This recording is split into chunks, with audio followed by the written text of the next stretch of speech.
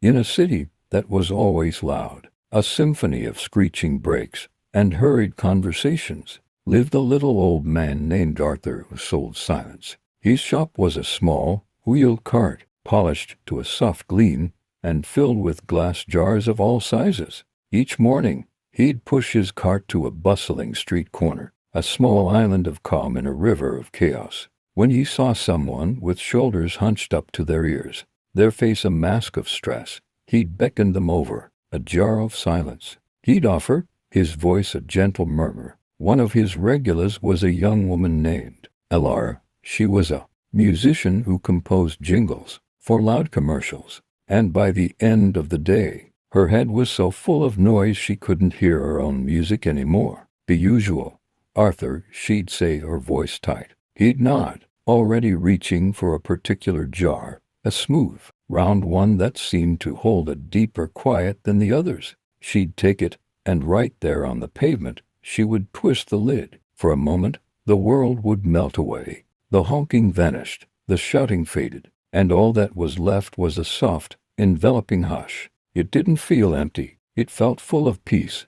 like the moment after a snowfall. In that quiet, she could finally hear the faint melody that had been trying to break through all day. She'd closed the jar, the city rushing back in, but it no longer felt so jarring. "Thank you," she'd breathe, a real smile finally reaching her eyes. "Where do you get it from?" she asked him once, clutching the jar. Arthur's eyes twinkled. "I collect it," he said softly, "from the quiet places, the hush in a library between the turning of pages, the stillness of a park just before sunrise, the pause at the top of a held breath." He never asked for money. "Just bring it back when you're done," he'd say. Silence is meant to be shared, not owned. And so, Elara would take the jar back to her small apartment, work on her own beautiful music in its gentle quiet, and return it the next day, feeling a little more like herself. Arthur would take the empty jar, give it a polish,